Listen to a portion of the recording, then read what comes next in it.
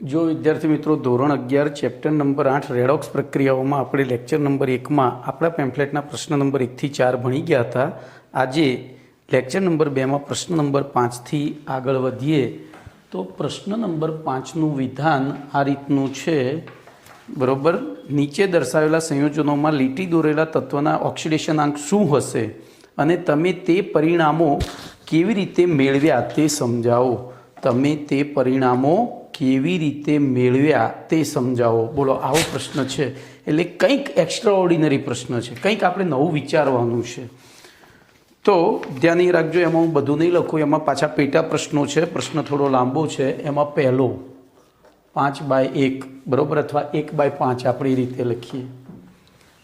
પાંચમાનો પહેલો, એમાં એવું છે, બોલો, KI3 માં આઈનો ઓક્સિડેશન આંક. આઈનો ઓક્સિડેશન આંક બોલો, ગણીએ તો આપણે આપણા નિયમો પ્રમાણે ગણીએ તો ધ્યાન રાખજો, KI3 બરાબર K પ્લસ ઇન્ટુ 3I બરાબર 0 ઇમ્પ્લાઇઝ, બોલો, Kનો +1 મૂકીએ, કારણ કે ધાતુ H ફોક્સ પ્રમાણે Kનો પહેલો મૂકવો પડે, આનો મૂકવો પડે ને આનો શોધવો પડે, તો 3I is equal to 0 implies, બોલો, 3I બરાબર -1 implies I is equal to -1/3. પરંતુ આપણને ખબર છે કે કોઈ પણ તત્વનો ઓક્સિડેશનાંક અપૂર્ણાંક તો ના જ હોય. મેં હમણાં છેલ્લો જ એક મુદ્દો કહ્યો હતો કે અપૂર્ણાંક આવે એનો મતલબ એમાં રહેલા જે એકથી વધારે પરમાણુઓ છે, આગળના લેક્ચરમાં કીધું હતું, એમાં રહેલા એકથી વધુ પરમાણુઓનો એ સરેરાશ આંક છે. કારણ કે ઓક્સિડેશન આંક અપૂર્ણાંક કેમ ના હોય? કારણ કે ઓક્સિડેશન આંક એટલે ઇલેક્ટ્રોન મેળવીને કે ગુમાવીને ધારણ કરેલો વીજભાર છે, અને ઇલેક્ટ્રોન આખા જ મેળવી શકાય કાં તો ગુમાવી શકાય, અને અપૂર્ણાંકમાં મેળવી કે ગુમાવી શકાતા નથી. એનો મતલબ કે આ જવાબ ખોટો છે. તો હવે સાચો જવાબ લાવવા માટે આપણે શું કરવું? સાચો જવાબ લાવવા માટે શું કરવું? તો સાચો જવાબ લાવવા માટે જેમ ફિઝિક્સમાં આલ્બર્ટ આઇન્સ્ટાઇન ધ ગ્રેટ હતા, એમ કેમેસ્ટ્રીમાં લુઈસ હતા. કોણ હતું? લુઈસ હતા. તો આપણે આ અણુનું લુઈસ બંધારણ દોરવું પડે. તો ધ્યાન રાખજો, આ અણુના લુઈસ બંધારણમાં આપણે વિચારીએ તો કેન્દ્રીય પરમાણુ કોને ગણવો? તો આઈને જ ગણવો પડે, કારણ કે ધાતુ H ફોક્સ પ્રમાણે છેલ્લો પરમાણુ આ છે. ચલો, આઈને આપણે કેન્દ્રીય પરમાણુ ગણ્યો. બોલો, આઈની બાહ્યતમ કક્ષામાં કેટલા ઇલેક્ટ્રોન? તો કે 7. આઈની બાહ્યતમ કક્ષામાં કેટલા ઇલેક્ટ્રોન? 7. બરોબર, અહીંયા ધ્યાન રાખજો. તો મેં 7 ઇલેક્ટ્રોન અહીંયા મૂક્યા. ચલો, એની બાજુમાં એક બાજુ બીજો આઈ મૂક્યો. ચલો, તો આ બેની અષ્ટક રચના પૂર્ણ થઈ ગઈ.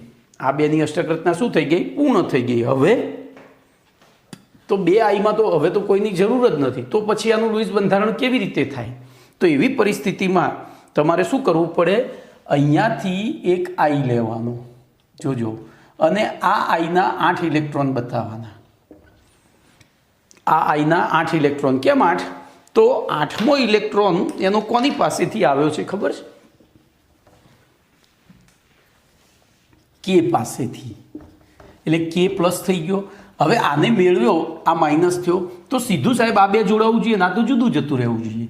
પણ અહીંયા આ પરિસ્થિતિ, જે પરિસ્થિતિમાં આ સંયોજનનું નિર્માણ થાય છે, ત્યાં અહીંથી આ બાજુ સવર્ગ સહસંયોજક બંધ બને છે. એટલે કે આખો આ રીતે K પ્લસ ધનાયન અને આ સંકીર્ણ ઋણાયન બને છે. શું બને છે?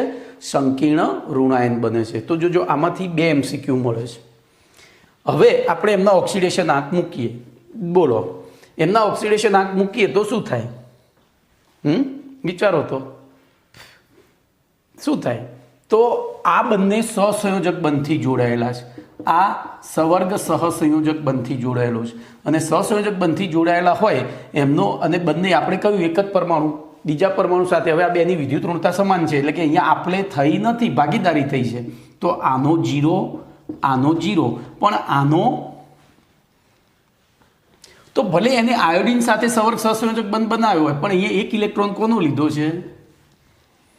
કોનો લીધો છે? પોટેશિયમનો. અને પોટેશિયમે એક ઇલેક્ટ્રોન ગુમાવ્યો છે, એટલે +1. બોલો, ખબર પડી? તો બોલો, આવા પ્રશ્નનો જવાબ તમે કઈ રીતે લખશો? આવા પ્રશ્નનો જવાબ કઈ રીતે લખશો? તો ધ્યાન રાખજો, લખતા શીખવાડું તમને.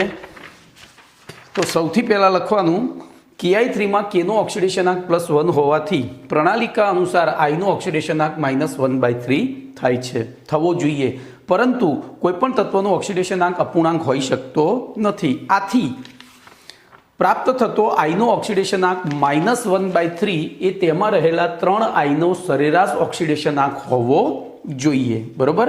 અને તેના વાસ્તવિક ઓક્સિડેશન, હવે Ki3માં Iના વાસ્તવિક ઓક્સિડેશનાંક શોધવા માટે Ki3નું લુઈસ બંધારણ દોરવું પડે. એટલે કે લુઈસ બંધારણના આધારે સમજાવી શકાય. પછી બંધારણને બોલવાનું ના હોય, એને દોરવાનું હોય, એને દોરી દીધું અને પછી સમજૂતી આપવાની કે Ki3ના અણુના લુઈસ બંધારણમાં, એટલે આ બંધારણ આવું દોરી કાઢ્યું. એમાં આમ બંધારણ આ છે. આમ Ki3 અણુમાં I2 અણુ અને I પરમાણુ વચ્ચે સવર્ગ સહસંયોજક બંધ છે. આ આખો I2 અણુ થયો અને I પરમાણુ વચ્ચે સવર્ગ સહસંયોજક બંધ છે, બરોબર. આથી I2 અણુમાં 2 I પરમાણુનો ઓક્સિડેશનાંક 0 હોય છે. જે સહસંયોજક બંધથી જોડાયેલો અણુ છે એના ઓક્સિડેશનાંક 0 હોય છે, જ્યારે સવર્ગ સહસંયોજક બંધ દ્વારા જોડાયેલા I પરમાણુનો ઓક્સિડેશનાંક -1 હોય છે અને Kનો +1 હોય છે. આમ Ki3 અણુમાં I પરમાણુઓના ઓક્સિડેશનાંક 3 I પરમાણુઓના ઓક્સિડેશનાંક અનુક્રમે 0, 0 અને -1 હોય છે. આ રીતે જવાબ લખવાનો. મેં પેમ્પલેટમાં આ રીતે જ લખીને આપ્યું છે એટલે તમને વાંધો નહીં આવે, બરોબર. ચલો, પાંચમાનો બીજો પ્રશ્ન, એટલે કે 2/5. H2S4O6માં Sનો ઓક્સિડેશનાંક સમજાવો. બોલો, આમાં આપણે પેલું પ્રણાલી પ્રમાણે જઈએ. આપણી જે પ્રણાલી છે ધાતુ H પ્રવાહની, બરોબર. તો H2S4O6 બરાબર 2 કૌંસમાં H વત્તા 4 કૌંસમાં S વત્તા 6 કૌંસમાં O બરાબર કુલ ઓક્સિડેશનાંક 0, કારણ કે અહીંયા કોઈ વીજભાર નથી. ઇમ્પ્લાઇઝ, હવે પહેલો કોનો મૂકીશું તો ધાતુનો. આમાં ધાતુ નથી તો ચલો Hનો આવ્યો, મૂકી દીધો. પછી F નથી તો કોનો મૂક્યો તો ઓક્સિજનનો -2 મૂકી દીધો. તો આ 4 એમના એમ રાખવાના, 4S. છેલ્લું તત્વ વધે એનો મૂકવાનો નહીં, એનો શોધવાનો. ઇમ્પ્લાઇઝ, બોલો શું થશે? 4S. હવે આ -6 દુ 12, 12માંથી 2 ગયા એટલે -10 બરાબર 0. ઇમ્પ્લાઇઝ 4S બરાબર +10 અને તેથી S બરાબર +2.5 થાય. +2.5 થવો જોઈએ. પણ આપણે હાલ ભણી ગયા એ પ્રમાણે કે આ તત્વનો ઓક્સિડેશનાંક અપૂર્ણાંક હોય નહીં, અને અપૂર્ણાંક ના હોય તો હવે એનો સાચો ઓક્સિડેશનાંક શોધવા માટે શું કરવું પડે? એનું લુઈસ બંધારણ દોરવું પડે. તો લુઈસ બંધારણમાં ધ્યાન રાખજો, H2S2O4માં આપણે જેનો ઓક્સિડેશનાંક શોધીએ છીએ એ જ કેન્દ્રીય પરમાણુ થાય. તો હવે એ કેન્દ્રીય પરમાણુ કેવી રીતે આપણે ગોઠવીશું? તો બોલો 4, હવે જોજો 4 સલ્ફર છે. 4 સલ્ફરની ફરતે આપણે 6 ઓક્સિજનને, તો એવી પરિસ્થિતિમાં 2 સલ્ફર લખો, પછી એની સાથે એક સલ્ફર અહીંયા દર્શાવો. પછી જોજો સલ્ફરની બાહ્યતમ કક્ષામાં કેટલા ઇલેક્ટ્રોન ભાઈ? સલ્ફરની બાહ્યતમ કક્ષામાં કેટલા ઇલેક્ટ્રોન? તો 6 ઇલેક્ટ્રોન, બરોબર. સલ્ફરની બાહ્યતમ કક્ષામાં 6 ઇલેક્ટ્રોન. બોલો 4 સલ્ફર આ રીતે દર્શાવ્યા. અહીંયા કયો બંધ બન્યો? સવર્ગ સહસંયોજક બંધ. કયો? સવર્ગ સહસંયોજક બંધ. ચલો, અહીંથી આ પાછો કયો બન્યો? ભાગીદારીનો બંધ. હવે એની સાથે 4 6 O છે, તો 6 O ગોઠવ્યો, 1 2 3 ને 4 જ થયા. તો આપણે તો 6 ગોઠવવા છે. બોલો શું કરીશું? તો આપણું આ બંધારણ કેવું પડ્યું? ખોટું પડ્યું. આ બંધારણ કેવું પડ્યું ભાઈ? જોજો, લુઈસ બંધારણમાં તમારે ટ્રાયલ એન્ડ એરર મેથડથી જવાનું છે. પહેલાં વિચારી લેવાનું કે આપણે કેવી રીતે ગોઠવીશું. ચલો, હવે આમ ઊભા ગોઠવ્યા, હવે 4 લાઇનમાં ગોઠવીએ. તો S S S S. બોલો, બધાની બાહ્યતમ કક્ષામાં 6 ઇલેક્ટ્રોન છે. બધાની બાહ્યતમ કક્ષામાં 6 ઇલેક્ટ્રોન છે. ચલો, હવે એની ફરતે ઓક્સિજન ગોઠવીએ. તો ઓક્સિજન આપણી પાસે 6 છે. તો બોલો 1 2 3 4 5 અને 6 એ રીતે ગોઠવીએ તો ડખો થાય. આપણે સરખી રીતે મળે એવી રીતના સંમિત ગોઠવણી થવી જોઈએ.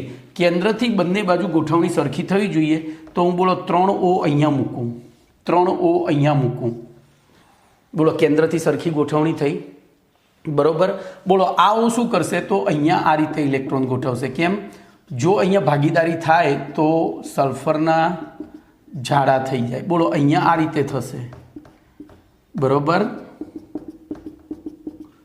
આ રીતે, અને અહીંયા પાછું આ રીતે. એવી રીતે બોલો, ખ્યાલ આવે છે હું શું કહેવા માગું છું? આપણે આ બધું શીખીને આવ્યા છીએ, એટલે હવે હું બહુ ડીપમાં જતો નથી. લુઈસ બંધારણ ચોથો પાઠ આખું ડિટેલમાં ભણીને આવ્યા છીએ, તો એ તેમ છતાં ખબર ના પડે તો મને કહેજો. બોલો, આ શું થઈ ગયું? H2S4O6નું લુઈસ બંધારણ. હવે એ પ્રમાણે જોવા જઈએ તો ધ્યાન રાખજો, આ બે એસ પરમાણુ જે છે એ પોતાના જેવા જ અન્ય પરમાણુઓ સાથે જોડાયેલા છે, એટલે એમનો ઓક્સિડેશન આંક 0 થાય. એમનો કેટલો થાય? 0. ચલો, આનો -2, આનો -2, આનો -2, એવી રીતે આનો -2, -2, પછી +1. તો બોલો, અહીંયા આ સલ્ફરની ફરતે કુલ ઓક્સિડેશન આંક કેટલો થાય છે? કેટલો થાય? જો +5 થાય છે, કારણ કે 3 દુ 6 માંથી 1 ગયો, પ્લસ એટલે -6 થયો, અરે -5. તો આનો +5, આનો +5. ખબર પડી? તો હવે તમારે વર્ણનમાં શું લખવાનું છે તો ધ્યાન રાખજો. તો H2S4O6માં Hનો ઓક્સિડેશન આંક +1, Oનો ઓક્સિડેશન આંક -2 છે. આથી પ્રણાલિકા અનુસાર બોલો, સલ્ફરનો ઓક્સિડેશન આંક +2.5 થવો જોઈએ, પરંતુ કોઈપણ તત્વનો ઓક્સિડેશન આંક અપૂર્ણાંક હોઈ શકતો નથી. આથી અહીં પ્રાપ્ત થતો એસનો ઓક્સિડેશન આંક બોલો એ વાસ્તવમાં 4s પરમાણુઓનો સરેરાશ ઓક્સિડેશન આંક હોવો જોઈએ, અને તેના વાસ્તવિક ઓક્સિડેશન આંક H2S4O6ના લુઈસ બંધારણના આધારે સમજાવી શકાય. પછી લુઈસ બંધારણ દોરવાનું. લુઈસ બંધારણ દોરીને પછી સમજૂતી શબ્દોમાં લખીએ તો આમ H2S4O6માં 4s પરમાણુઓ પૈકી અન્ય માત્ર s પરમાણુઓ સાથે જોડાયેલા છે તેવા 2s પરમાણુ છે. એટલે કે અન્ય માત્ર s પરમાણુ સાથે જોડાયેલા હોય તો આ બે અન્ય s સાથે જોડાયેલો છે, આ પણ અન્ય 2s સાથે જોડાયેલો છે. અને આપણે ભણી ગયા છે કે કોઈ પણ પરમાણુ પોતાના જ પરમાણુ સાથે જોડાય ત્યારે ભાગીદારી કરે, ઇલેક્ટ્રોનની આપલે કે બીજું ના આપલે ના કરે, કારણ કે એમની વિદ્યુત ઋણતા સમાન હોય. તો બોલો, 4માંથી 2s પરમાણુ કેવા છે કે જે પોતાના જેવા જ s પરમાણુઓ સાથે જોડાયેલા છે, તેથી એ 2s પરમાણુનો ઓક્સિડેશન આંક 0 થાય છે. જ્યારે s અને o પરમાણુઓ સાથે જોડાયેલા, s અને o પરમાણુ સાથે, જોજો આ s સાથે જોડાયો છે અને o સાથે જોડાયો છે, આ s સાથે જોડાયો છે અને o સાથે જોડાયેલો છે. તો s અને o પરમાણુ સાથે જોડાયેલા બે s પરમાણુઓના ઓક્સિડેશન આંક +5 હોય છે. આમ H2S4O6માં રહેલા 4 સલ્ફર પરમાણુઓ પૈકી 2 સલ્ફર પરમાણુનો ઓક્સિડેશન આંક 0, જ્યારે 2 સલ્ફર પરમાણુઓનો ઓક્સિડેશન આંક +5 હોય છે. કમ્પ્લીટ. ચલો, એના પછી ત્રીજો એવો, આ બધા બધા ડેન્જર પ્રશ્નો છે.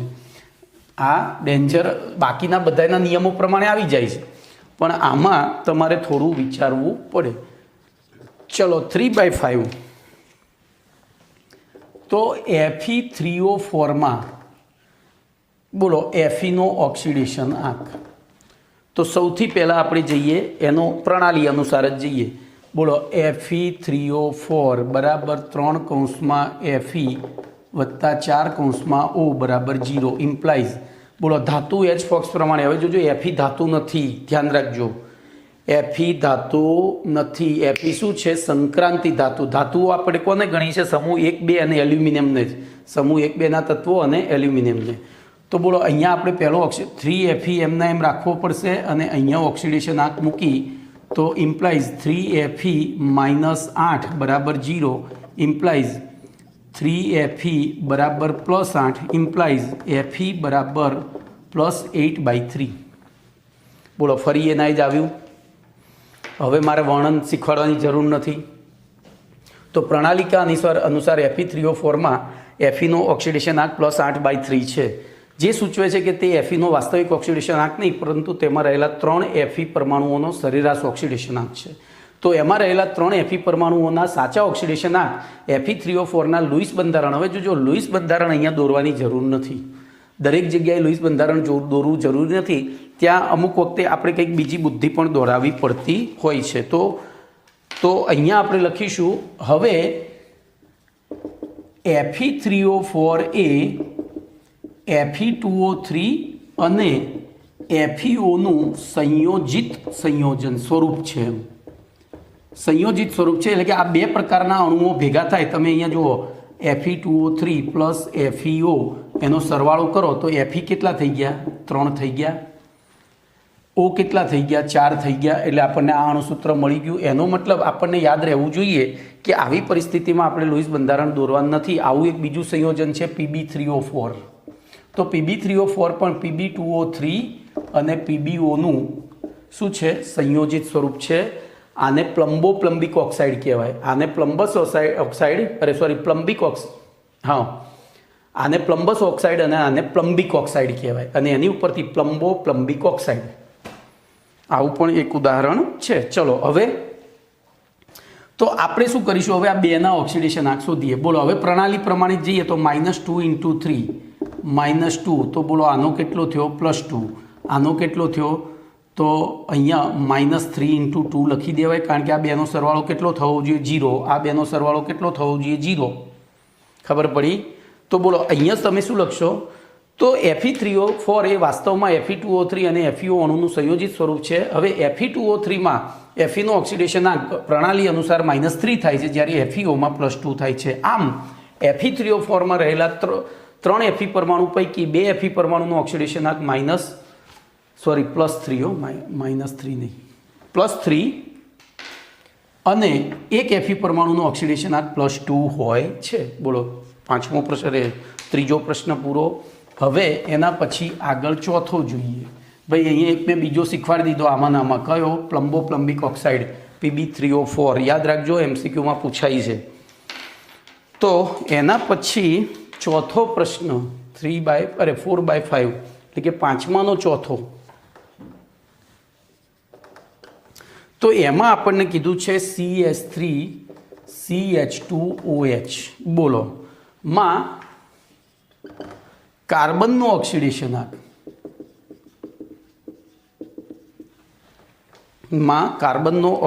આંક. બોલો તો પ્રણાલી અનુસાર આપણે જઈએ. ધ્યાન રાખજો, અહીંયા હું લખું પ્રણાલી અનુસાર. તો CH3CH2OH બરાબર મારે શું કરવું પડે કહો? તો પહેલાં લઈ લઈએ હાઇડ્રોજન. 3 ને 2 5 ને 6. તો 6 કૌંસમાં હાઇડ્રોજન વત્તા 2 કૌંસમાં કાર્બન વત્તા O બરાબર 0 કરી દો. બોલો પ્રણાલી અનુસાર પહેલો હાઇડ્રોજનનો મૂકવો પડે, પછી ઓક્સિજનનો મૂકવો પડે. તો આ એમના એમ રહ્યું. ઇમ્પ્લાઇઝ 6માંથી 2 ગયા એટલે 4 વત્તા 2C બરાબર 0. ઇમ્પ્લાઇઝ 2C બરાબર -4. ઇમ્પ્લાઇઝ C બરાબર -2 થવો જોઈએ. બરાબર પ્રણાલિકા અનુસાર એનો શું થવો જોઈએ? -2 થવો જોઈએ. પરંતુ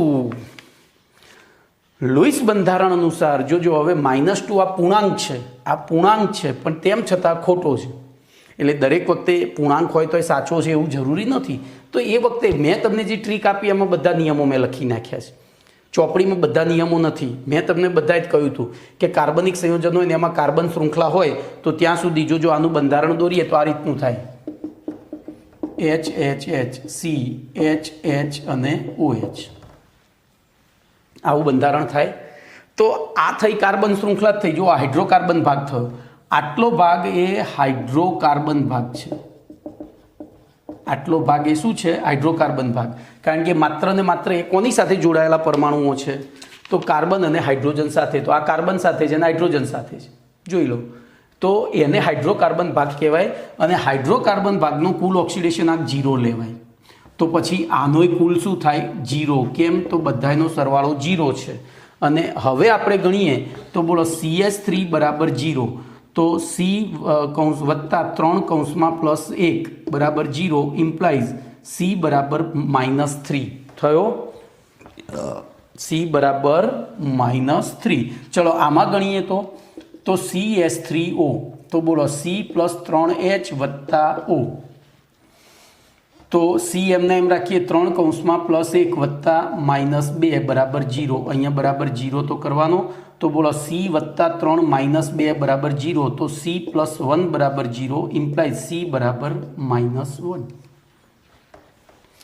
2 C છે, એમાંથી એકનો -3 છે ને એકનો -1 છે. ખબર પડી? અને એટલે સરેરાશ કેટલો થયો? -2. બોલો કમ્પ્લીટ. તો અહીંયા તમારે લખવું પડે કે CH3CH2OHમાં CH3માં રહેલા કાર્બન પરમાણુને આ રીતે સમજાવીને CH3 હાઇડ્રોકાર્બન ભાગ. ચલો ને આને હું અંદર ચોપડીમાં લખ્યું છે પ્રમાણે સમજાવું. એટલે કે પેમ્પલેટમાં. તો CH3OHમાં Hનો ઓક્સિડેશનાંક +1 અને Oનો ઓક્સિડેશનાંક -2 છે. તેથી પ્રણાલિકા અનુસાર બે કાર્બનનો સરેરાશ ઓક્સિડેશનાંક -2 થાય છે અથવા થવો જોઈએ. પરંતુ લુઈસ બંધારણ અનુસાર CH3CH2OHમાં બંને Cના ઓક્સિડેશનાંક જુદા જુદા હોય છે, જે નીચે પ્રમાણે સમજાવી શકાય. પછી આ રીતે લુઈસ બંધારણ દોરી દેવાનું. એમાં લખવાનું કાર્બનિક સંયોજનમાં હાઇડ્રોકાર્બન શૃંખલાનો કુલ ઓક્સિડેશનાંક 0 હોય છે. હાઇડ્રોકાર્બન શૃંખલાનો કુલ ઓક્સિડેશનાંક 0 હોય છે. બરોબર, સ્વીકારવામાં આવ્યો છે. વળી CH3CH2OH અણુનો પણ કુલ ઓક્સિડેશનાંક 0 છે. જોજો, આનો 0 સ્વીકાર્યો છે અને કુલ પણ 0 થાય તો બોલો આનો પણ 0 થશે. આથી CH3CH2OHમાં CH3નો કુલ ઓક્સિડેશનાંક પણ 0 થશે અને CH2OHનો પણ કુલ ઓક્સિડેશનાંક 0 થાય છે. આથી CH3માંના કાર્બનનો ઓક્સિડેશનાંક -3 અને CH2OHમાંના કાર્બનનો ઓક્સિડેશનાંક -1 થાય છે. ઓકે, ચલો એના પછી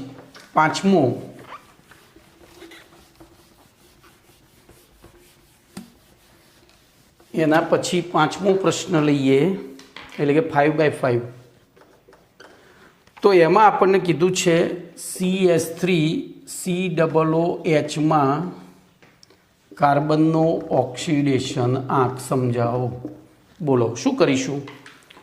તો પ્રણાલિકા અનુસાર જઈએ, ધ્યાન અહીંયા રાખજો. તો CH3COOHમાં આપણે C લખ્યો +3H લખ્યા +C લખ્યો +2O લખ્યા અને +H લખ્યો બરાબર 0. ચલો, તો 2C થઈ ગયા +4H થઈ ગયા +2O થઈ ગયા બરાબર 0. હવે ધાતુ H પક્ષ પ્રમાણે કિંમતો મૂકીએ તો 2C એમના એમ રહેશે, 4 +1 અને 2 કૌંસમાં -2 બરાબર 0. તો 2C બરાબર +4 - 4 બરાબર 0. તો 2C બરાબર 0 ઇમ્પ્લાઇઝ C બરાબર 0. C બરાબર 0. બરાબર. તો આમ પ્રણાલિકા અનુસાર CH3COOHમાં બંને કાર્બનનો ઓક્સિડેશનાંક 0 થવો જોઈએ. પરંતુ વાસ્તવમાં બોલો, તો વાસ્તવમાં હવે એને લુઈસ બંધારણ દોરીએ તો લુઈસ બંધારણ દોરીએ તો HHH C double bond OH. બોલો આવું થાય. ધ્યાન અહીંયા રાખજો. આપણે હું સીધું નહીં દોરું, તમને આપણી રીત પ્રમાણે શીખવાડું. બોલો આમાં 2 કાર્બન છે તો કેન્દ્રીય પરમાણુ કાર્બન થયો. ધ્યાન રાખજો, આપણે ખબર પડી ગઈ ધાતુ H પક્ષ પ્રમાણે આપણે છેલ્લો ઓક્સિડેશન આંક કોનો શોધ્યો? તો કાર્બનનો. એનો મતલબ કે કાર્બન એ શું છે? કેન્દ્રીય પરમાણુ. પણ અહીંયા આ અણુસૂત્રમાં 2 કાર્બન છે તો પહેલાં 2 કાર્બન મૂકી દીધા. હવે આપણને ખબર છે કે કાર્બનની બાહ્યતમ કક્ષામાં કેટલા ઇલેક્ટ્રોન છે? તો કે 4. બોલો આ બેની ભાગીદારી થઈને એક પહેલું તો કાર્બન બંધ બની ગયો. હવે આપણી પાસે 4 હાઇડ્રોજન છે અને 2 ઓક્સિજન છે. તો જોજો, આપણને ખબર છે કે ઓક્સિજનને કેટલા ઇલેક્ટ્રોનની જરૂર પડે? 2ની, કારણ કે એની બાહ્યતમ કક્ષામાં 6. તો અહીંયા ડબલ બોન્ડ O કરી, અહીંયા O લખીને આ રીતે બોલો ડબલ બોન્ડ કરી દીધો. તો પહેલો O મૂકી દીધો. હવે H વેચીએ તો બોલો ચારે બાજુ એક H અને પછી એક OH થઈ જાય, કારણ કે આપણી પાસે 2 O હતા. હવે તમારા મનમાંથી ઘણાના મનમાં એવું થાય કે સાહેબ અહીંયા આપણે 2 O મૂકી દઈએ તો ધ્યાન રાખજો, અહીંયા બીજો O મૂકી દઈએ તો આ હાઇડ્રોજન જોજો, તો આપણી પાસે O તો સેટ થઈ ગયા બરોબર. પણ હવે હાઇડ્રોજન કેટલા સેટ થશે? 2 જ. હાઇડ્રોજન કેટલા સેટ થશે? 2. જ્યારે આપણી પાસે હાઇડ્રોજન 4 છે. એટલે પછી શું કરવું પડે? કે અહીંથી આ કાઢી એક H અહીંયા જોડવો પડે. એ કાઢો એટલે એક H અહીંયા આવે, પણ એક H અહીંયા આવે તો પાછું આ શું થઈ જાય?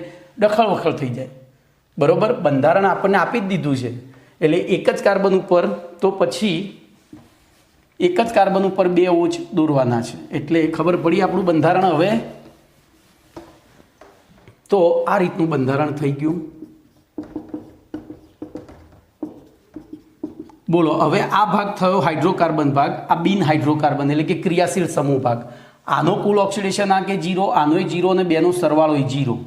તો બોલો આની અંદર સીનો કેટલો થશે? આ +1 લઉં તો આ -3 થાય. એવી રીતે આ -2 +1 લઉં તો -2 +1 એટલે -3, તો આનો +3 થાય. એટલે ટોટલ સરેરાશ પાછો કેટલો થઈ જાય 0. બોલો કમ્પ્લીટ. તો અહીંયા તમારો 5મો પ્રશ્ન પૂરો થયો. હવે 6થો પ્રશ્ન એવો જ છે, બહુ ટેન્શન લેશો નહીં, બરાબર. આજે એ જ વસ્તુ શીખવાની છે અને પછી તમારે ધમધમાઈને આના અંદર મેં લગભગ ખાસા બધા અણુઓ આપ્યા છે, એ બધાના ઓક્સિડેશન આંક તમારે શોધવાના છે પ્રેક્ટિસ માટે, બરાબર. ગઈકાલથી એ હોમવર્કમાં આપ્યું હતું જ, પણ આ 2 લેક્ચર ભેગા થાય એટલે પ્રેક્ટિસ થાય. ભાઈ એના હું જવાબો નથી આપવાનો, હું તમને પહેલેથી કહી દઉં. તમારે જાતે જ, કારણ કે હું જવાબો આપીશ તો તમે ગોખી મારશો અને એ યોગ્ય ન કહેવાય, બરાબર. ચલો 6થો પ્રશ્ન, એમાં આપણને કીધું છે કેટલાક સંયોજનો આપ્યા છે, એના ઓક્સિડેશન આંક જ ગણવાના છે. તો એમાં 1/6 લઈ લો. 1/6માં આપણને આપ્યું છે H2SO5. ચલો H2SO5માં એસનો ઓક્સિડેશન આંક નક્કી કરો એવું કીધું છે. તો ચલો આપણે પહેલું પ્રણાલી અનુસાર લઈએ, ધાતુ H પ્રમાણે.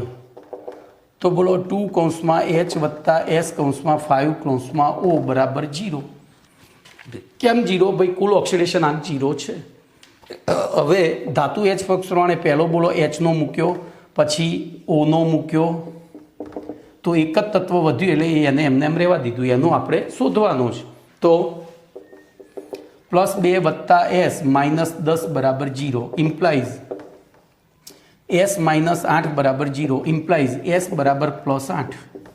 પણ ગઈકાલે મેં કંઈક કહ્યું હતું કે કોઈપણ તત્વનો મહત્તમ ઓક્સિડેશન આંક +7 જ હોઈ શકે, 8 નહીં.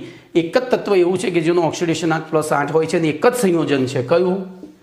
ASO4, આર્સેનિયમ ઓક્સાઇડ ટેટ્રોક્સાઇડ, બરાબર. એની અંદર આર્સેનિકનો ઓક્સિડેશન આંક +4 હોય છે. બાકી એક કે આખા કેમેસ્ટ્રીમાં બીજું કોઈ એક પણ એવું સંયોજન નથી મળ્યું. જો અહીંયા -2 × 4 મૂકીએ, ટોટલ સરવાળો 0 કરવો હોય તો આ +8 મૂકવા પડે. તો કોઈ એક એવું સંયોજન નથી આના સિવાય કે જેમાં કોઈ તત્વનો ઓક્સિડેશન આંક +8 હોય. એનો મતલબ કે આ ઓક્સિડેશન આંક કેવો છે? ખોટો. તો હવે આપણે શું કરીશું બોલો? તો હવે આપણે લખવું પડશે લુઈસ બંધારણ. બોલો કેન્દ્રીય પરમાણુ સલ્ફર. સલ્ફરની બાહ્યતમ કક્ષામાં 6 ઇલેક્ટ્રોન. હવે એની ફરતે 5 O ગોઠવવાના છે. તો આપણી પાસે તો 4 જ દિશાઓ છે, તો 4 દિશામાં 4 O લખ્યા પછી 5મો O અહીંયા મૂકી દેવાનો. કેમ? તો ઓની ક્ષમતા 2 બંધ બનાવવાની છે. ઓમાં પણ બાહ્યતમ કક્ષામાં કેટલા ઇલેક્ટ્રોન છે? 6. બરોબર. તો અહીંયા પાછા આ રીતે ગોઠવવા પડશે, નહીતર વચ્ચેના ઓને શું થઈ જાય? જાડા થઈ જાય. બોલો દેખાય છે કંઈ? બરોબર. અને અહીંયા H મૂકી દઈએ તો આખું બંધારણ પૂરું થઈ ગયું. થઈ ગયું કે નહીં? બોલો હવે આ ઓનો ઓક્સિડેશન આંક કેટલો ગણાશે? ચલો આ 3 તો શું છે કે બીજા જ પરમાણુઓ સાથે જોડાયેલા છે અને એ વધુ વિદ્યુતઋણ છે. બીજા પરમાણુ સાથે જોડાય તો આનો -2, આનો -2, આનો -2. પણ આનો તો જોજો એ 2 તત્વો સાથે જોડાયેલું છે, O સાથે ને H સાથે. ઓના સંદર્ભમાં 0 થાય પણ Hના સંદર્ભમાં તો H એને 1 ઇલેક્ટ્રોન આપે છે એટલે -1. એવી રીતે અહીંયા પણ 2 તત્વો સાથે જોડાયેલું, ઓના સાથે ને H સાથે. ઓના સંદર્ભમાં 0 થાય પણ Sના સંદર્ભમાં S કરતાં ઓની વિદ્યુતઋણતા વધારે છે એટલે આ ઇલેક્ટ્રોનને પોતાની તરફ આકર્ષશે તો આનો પણ -1 થશે. બરોબર. હવે આનો તો +1 થાય જ આ બેનો. તો ગણો તો હવે ટોટલ આપણે બીજું કંઈ ના ગણીએ તો ખાલી આટલાનું ગણીએ તો ખબર પડી જાય. બોલો 2 2 4 2 6 1 7. તો આનો કેટલો થાય? +7 થાય. કેટલો થાય? +7. અરે એક મિનિટ, મારી ભૂલ થાય છે કંઈક. 2 2 અરે આનો -1 ગણાશે ને? એક તો આ બાજુથી લીધો છે ને, એક આ બાજુથી લીધો એટલે આનો -1 ગણાય. પણ આપણે -1 ગણાય ખરો, બરોબર. કોના માટે? આ સલ્ફર માટે. પણ આપણે તો એને આ રીતે જ લખવાના છે. ભાઈ ધ્યાન અહીંયા રાખજો હો, કારણ કે હું તમને સમજાવવા ગયો એમાં થોડી કદાચ તમે કન્ફ્યુઝ થાવ.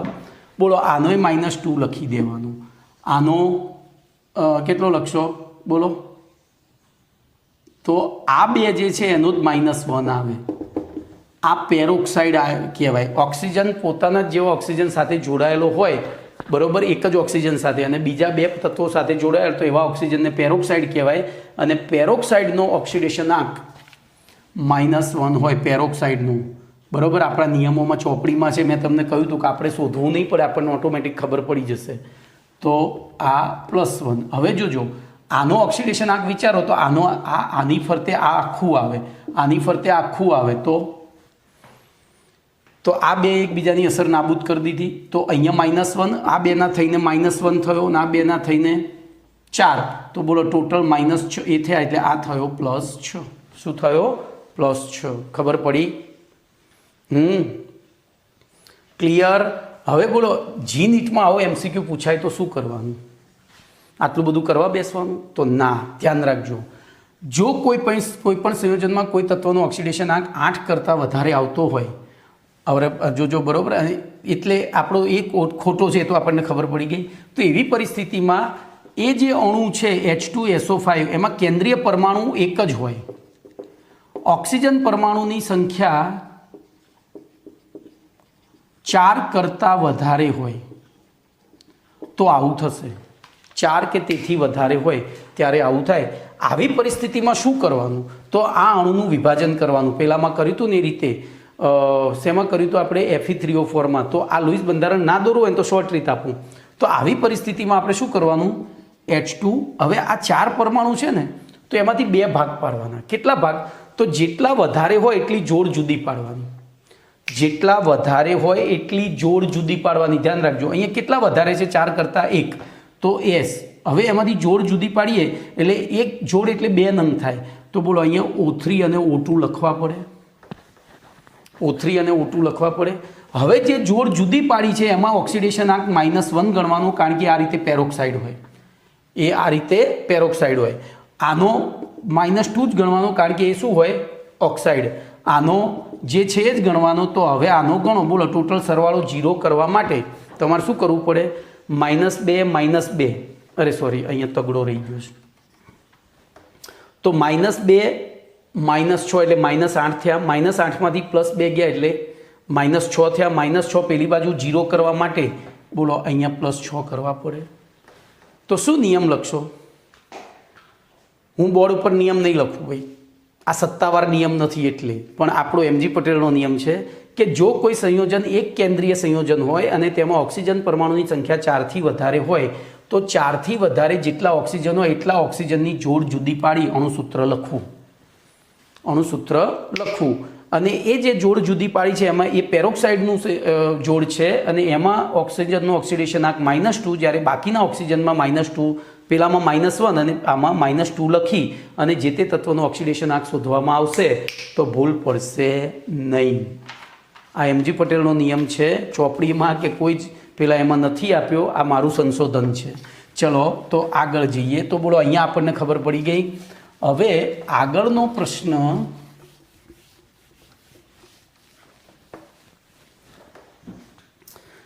પ્રશ્ન નંબર 2/6.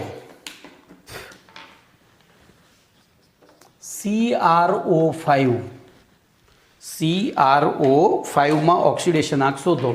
બોલો આપણે પ્રણાલી પ્રમાણે જઈએ તો CrO5 બરાબર Cr + 5O = 0 બરાબર Cr + 5 કૌંસમાં -2 = 0, કારણ કે ઓનો ઓક્સિડેશન આંક -2 મૂકીએ અને એવી પરિસ્થિતિમાં Cr -10 બરાબર 0 ઇમ્પ્લાઇઝ Cr = +10.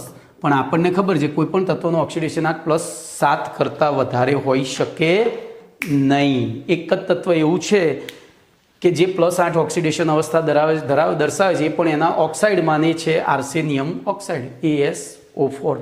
ચલો હવે તો આમાં પણ લુઈસ બંધારણ દોરવું પડશે. બોલો કેન્દ્રીય પરમાણુ કોણ? ક્રોમિયમ. હવે જો ક્રોમિયમનો પરમાણુ ક્રમાંક 24 છે, એની ઇલેક્ટ્રોન રચના Ar3d5 4s1 છે અને 3d અને 4sની ઉર્જા ઓછી હોવાના કારણે આ બધા ઇલેક્ટ્રોનને સંયોજકતા ઇલેક્ટ્રોન ગણાય. તો ક્રોમિયમની બાયતમ કક્ષામાં કુલ કેટલા ઇલેક્ટ્રોન થયા ભાઈ? જુઓ 6 થયા. અને એ 6ની ફરતે આપણે કેટલા ઓક્સિજન જોડવાના? તો 5. કેટલા ઓક્સિજન જોડવાના? તો કે 5. તો ધ્યાન રાખજો, હું આ રીતે મોટું થોડી આકૃતિ દોરું છું. બોલો એક ઓક્સિજન અહીંયા આની લાઈનમાં, એક આની લાઈનમાં, એક અહીંયા અને એક અહીંયા મૂકી દીધો. થઈ ગયા. 4 ઓક્સિજનને ક્રોમિયમનો 1 ઇલેક્ટ્રોન મળે છે, 1 ઓક્સિજનને 2 મળે છે. બોલો આવી પરિસ્થિતિમાં શું થશે? હવે ધ્યાન રાખજો, અહીંયા ક્રોમિયમને સ્થાયી થવા કેટલા ઇલેક્ટ્રોનની જરૂર છે? અહીંયા ક્રોમિયમને સ્થાયી થવા કેટલા ઇલેક્ટ્રોનની જરૂર છે? બોલો, ધ્યાનથી જોઈને મને કહો તો કેટલા ઇલેક્ટ્રોનની જરૂર છે? તો અહીંયા 1ની જરૂર છે, એટલે અને અહીંયા 3ની જરૂર છે, એટલે સોરી 5ની, એટલે કે 6 ઇલેક્ટ્રોનની જરૂર છે. તો એ 6 ઇલેક્ટ્રોનની શું કરશે? ભાગીદારી જ કરશે. ક્યાંય અહીંયા પેલું નહીં થાય. ખબર પડી? એ ભાગીદારી જ કરશે. તો એવી પરિસ્થિતિમાં ધ્યાન અહીંયા રાખો, તો અહીંયા આપણે આનું સવર્ગ સહસંયોજક બંધ બન્યું. બોલો અહીંયા શું થયું? એ અહીંથી આમ ભાગીદારી થઈ, એવી રીતે અહીંથી આમ ભાગીદારી થઈ, એવી રીતે બોલો અહીંયાથી આમ ભાગીદારી, અહીંથી આમ, અને બે જોડકા પડ્યા રહ્યા. બરોબર? હવે વિચારો તો અહીંથી આ ભાગીદારી થઈ ગઈ. તો આ 2 ઓક્સિજન કયા ઓક્સિજન કહેવાશે? તો પોતે પોતાની સાથે જ જોડાયેલા છે, એટલે આમને પેરોક્સાઇડ ગણાય. -1 -1 -1 બરોબર? ખબર પડી? આનો શું ગણાશે? -2, કારણ કે એને 2 મેળવ્યા છે, એના -2. તો હવે ટોટલ ગણીએ તો બોલો -1 -1, તો આ કેટલો થાય? +6. ખબર પડી કે ના પડી? તો આ રીતે ભાઈ અહીંયા છે ને, તમે ડબલ બોન્ડ જ દોરજો. કેમ? મારી ભૂલ છે અહીંયા. શું ભૂલ છે? મેં અહીંયા તમને સમજાયું કે 6 ઇલેક્ટ્રોનની ભાગીદારી જ કરશે, એટલે અહીંયા તમારે ભાગીદારી જ બતાવવી પડે અષ્ટક પૂર્ણ કરવા માટે. કમ્પ્લીટ? તો જો આ રીતે તો ક્રોમિયમ, હવે મેં જે નિયમ કીધો એમજી પટેલનો, બોલો અહીંયા લાગુ પાડવો હોય તો પડે ખરો? જો કોઈ અણુમાં કેન્દ્રીય પરમાણુ 1 હોય ને ઓક્સિજનની સંખ્યા 4થી વધારે હોય તો આપણે અહીંયા જુદું પાડીએ તો CrO3O2, બોલો આનો -1 × 2, આનો -2 × 3, તો આનો તો 3 દુ 6 અને 2 8 થયા, તોય ખોટો પડ્યો છે. તો આપણો નિયમ ખોટો પડશે ને તોય તમને બતાવશે ખોટો. 8 તો આવું જ ના જોઈએ ને. એનો મતલબ હવે આપણે કોનું બ્રહ્માસ્ત્ર વાપરવાનું છે? લુઈસ બંધારણનું. ભાઈ કેમેસ્ટ્રીમાં લુઈસ બંધારણ આવડે ને, એટલે હું એવું કહું છું કે જીવ હોય કે નીટ હોય, જેમાં અણુ સંબંધી પ્રશ્ન પૂછાય ને, એવા 40% પ્રશ્નોના જવાબ તો એમને આવડી જાય, એમ જ આવડી જાય. પણ એમાં તમારે માસ્ટરી લાવવી પડે. બોલો કમ્પ્લીટ? તો અહીંયા તમારો પ્રશ્ન નંબર 2/6 પણ પૂરો. એના પછી 3/6.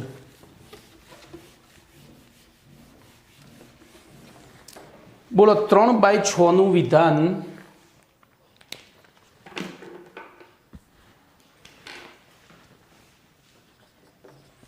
એમાં આપણને કીધું છે Cr2O7 2- અને 4/6 અહીંયા લખી જ દઉં ભલે, પછી NO3-1. બોલો શું કરીશું? તો પહેલાં પ્રણાલી પ્રમાણે જ જવાનું. પ્રણાલી પ્રમાણે જો ઓક્સિડેશન આંક આવી જતો હોય તો બીજે ક્યાંય મથવાની જરૂર નથી. ચલો તો પ્રણાલી પ્રમાણે જઈએ આપણે. પ્રણાલી પ્રમાણે જઈએ તો જોજો, પહેલું Cr2O7 2- ઇમ્પ્લાઇઝ 2 કૌંસમાં Cr વત્તા 7 કૌંસમાં O ઇઝ ઇક્વલ ટુ -2. અહીંયા જે વીજભાર આવ્યો એ આનો કુલ ઓક્સિડેશન આંકનો સરવાળો હોય. બોલો તો હવે ધાતુ H બોક્સ પ્રમાણે Cr એમાં આવતું નથી, એટલે Crને તો એઝ ઇટ ઇઝ રહેવા દીધું, વત્તા 7 કૌંસમાં -2 ઇઝ ઇક્વલ ટુ -2 ઇમ્પ્લાઇઝ બોલો 2Cr - 14 બરાબર -2 ઇમ્પ્લાઇઝ 2Cr બોલો આને પેલી બાજુ એટલે +12 થઈ જાય, તો ઇમ્પ્લાઇઝ Cr બરાબર +6. તો આ જવાબ સાચો છે. આ જવાબ સાચો છે, આમાં કશું કરવાનું નથી. કમ્પ્લીટ. 7 કે 7થી ઓછો આવતો હોય તો સાચું, 7થી વધારે હોય એટલે કે 8 કે તેથી વધુ હોય તો જ આપણે લુઈસ બંધારણ દોરવાનું રહે. ચલો એવી રીતે 4/, તો NO3- બોલો NO3- માં N વત્તા 3 કૌંસમાં O ઇઝ ઇક્વલ ટુ -1. હવે ધાતુ H પ્રમાણે જઈએ તો ધાતુ નથી, H નથી, F નથી, O જ છે સીધો, તો N વત્તા 3 કૌંસમાં -2 બરાબર -1 ઇમ્પ્લાઇઝ N -6 બરાબર -1 ઇમ્પ્લાઇઝ N બરાબર +5. તો આ પણ સાચું છે. આ પણ સાચો છે. બોલો કમ્પ્લીટ, ક્લિયર. તો અહીંયા તમારો છઠ્ઠો પ્રશ્ન પૂરો થઈ ગયો. ચલો એના પછી એક ગોખવાનો પ્રશ્ન. ગોખવાનું હું એટલા માટે કહીશ કે તમને જ્યારે કોઈ પણ આવો પ્રશ્ન પૂછાય ને તો જરૂરી નથી કે આપણને એકદમ બધા સંયોજનો યાદ આવી જ જાય. જરૂરી નથી કે આપણને યાદ આવી જાય, તો આપણે એને પ્રેક્ટિસ કરીને યાદ રાખવા પડે. ઇન શોર્ટ ગોખવા પડે. તો તમારા પેમ્ફલેટનો પ્રશ્ન નંબર 7નું વિધાન આ રીતનું છે કે કાર્બનની -4 થી +4 સુધીની ઓક્સિડેશન અવસ્થાઓ ધરાવતા સંયોજનોની યાદી બનાવો. બોલો ખબર પડી? એટલે હવે -4 થી +4 આપણને યાદ કેવી રીતે? હવે આને ગોખવું ના હોય તો શું કરવું? તો ધ્યાન રાખજો, આપણને એટલું ખબર છે કે કાર્બનની બાહ્યતમ કક્ષામાં 4 ઇલેક્ટ્રોન છે. ધ્યાન રાખજો, જો એને આપવા 4 ઇલેક્ટ્રોન આપવા વાળો મળે, અહીંયા સોરી ઇલેક્ટ્રોનો મીંડું એટલે પાછું લોચા ના મારતા, અહીંયા એવો પરમાણુ મળે કે જે ઇલેક્ટ્રોન આપવા તૈયાર હોય તો આ મેળવે છે, એવી પરિસ્થિતિમાં એનો ઓક્સિડેશન આંક કેટલો થશે? તો -4. મેળવે એટલે માઇનસ, બરોબર. એનાથી ઉલટું બોલો, અહીંયા એવા પરમાણુઓ છે કે જે કાર્બન પાસેથી ઇલેક્ટ્રોન લઈ લે છે, એટલે કે કાર્બન કરતાં વધુ વિદ્યુત ઋણ હોય તો જ લે ને. અહીંયા કાર્બન કરતાં ઓછા વિદ્યુત ઋણ હોય, અને આવા વિદ્યુત ઋણ પરમાણુઓની સંખ્યા આપણે ઘટાડતા જઈએ એટલે બોલો -4 થી +4 સુધીની બધી ઓક્સિડેશન અવસ્થાઓ મળી જાય. મળે કે ના મળે? તો હું ભલે મેં અંદર જુદા જવાબો આપ્યા, હું તમને એક ટેકનિક આપીશ. જોજો, પહેલું આપણે -4 થી શરૂ કરીએ તો, અથવા +4 થી કરીએ તો બોલો CCl4, પછી CHCl3. બોલો આમાં શું થશે?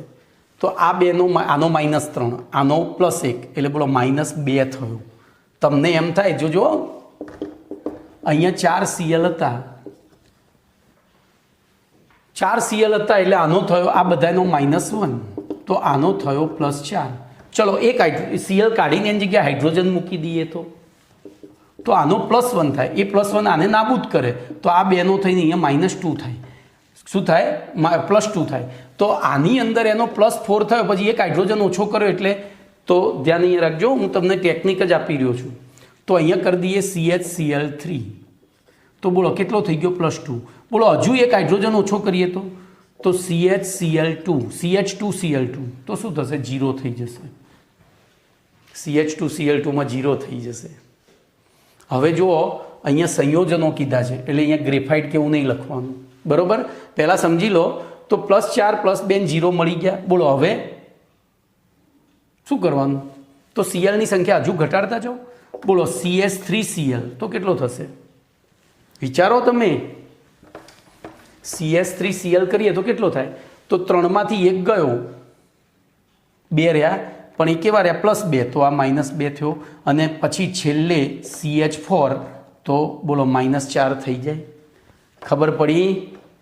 તો આ તો મળી ગયા. હવે એકી સંખ્યાવાળા શોધવાના છે. તો બોલો બેકી સંખ્યાવાળા મળી ગયા. ભાઈ અંદર લખ્યા છે, ગોખો નહીં તો આ રીતે તમે વિચારી શકો. બોલો હવે તો ધ્યાન અહીંયા રાખજો. અહીંયા તમે એવું વિચારો કે સાહેબ આમ લઈએ તો,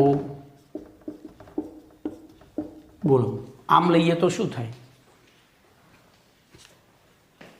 તો આ આખાનો 0, આ આખાનો 0, અથવા તો આમાં કોઈ પેલું છે જ નહીં તો આપણે આ રીતે કરી શકીએ ને, C2Cl6. તો આનો -1 × 6, તો આનો શું થાય? +3 × 2 થાય. તો અહીંયા તમે લખો CCl3, બરોબર. હેક્ઝાક્લોરોઇથેન, તો આમાં થઈ ગયો +3. બોલો હવે +1 કરવો હોય તો, +1 કરવું હોય શું કરવાનું? તો આ બાજુ એક H મૂકી દઈએ. તો એક H મૂકીશું એટલે શું થશે? CCl5 + H. જો હું તમને ટેકનિક, અને આ જવાબ કોઈ ખોટો ના પાડી શકે ભાઈ, એવું જરૂરી નથી કે ચોપડીમાં આપ્યું એ જ લખવું. તો બોલો અહીંયા તો આનો પહેલો મૂક્યો +1, આનો મૂક્યો -1 × 5, આનો મૂક્યો તો c × 2, ટોટલ સરવાળો 0. તો 2c - 5 + 1 = 0. તો 2c -4 થઈ ગયા. ખબર પડી? પેલા 6 હતા -4 થયા, તો c બરાબર શું થઈ ગયું? પાછું +2 જ આવ્યું. એક h દૂર કર્યો તો હજુ એક h અહીંયા બીજો h કરી દઈએ તો બોલો 2h અહીંયા 4 થઈ જાય, અહીંયા 2 થઈ જાય, અને 2 થાય તો આ 2 અને આ -4 થાય, તો એ પાછું શું થાય? તો 4માંથી 2 ગયા એટલે અહીંયા 2 થઈ જાય. તો c બરાબર બોલો +1 મળી જાય. ખબર પડી? તો +1 માટે શું કરવાનું? CHCl2 CHCl2 એ +1. હવે બોલો -1 માટે શું કરવાનું? તો 4 3 2 1 મળી ગયા. હવે -1 માટે તો જો આપણે પહેલામાં હવે બીજા 2h દૂર કરીએ તો અહીંયા હવે થઈ જશે 2 અને અહીંયા કરી દઈએ 4. 2 અને 4 તો શું થઈ ગયું બોલો? જુઓ તો અહીંયા 2 અને અહીંયા +1 × 4, તો નીચે વિચારો. ચલો, તો 2c - 2 + 4 = 0 +2 = 0 ઇમ્પ્લાઇઝ c બરાબર -1. તો અહીંયા લખી દેવાનું, ગમે તે જે લખી શકો તમે, CH2Cl CH2Cl ગમે તે રીતે આમે લખી શકો.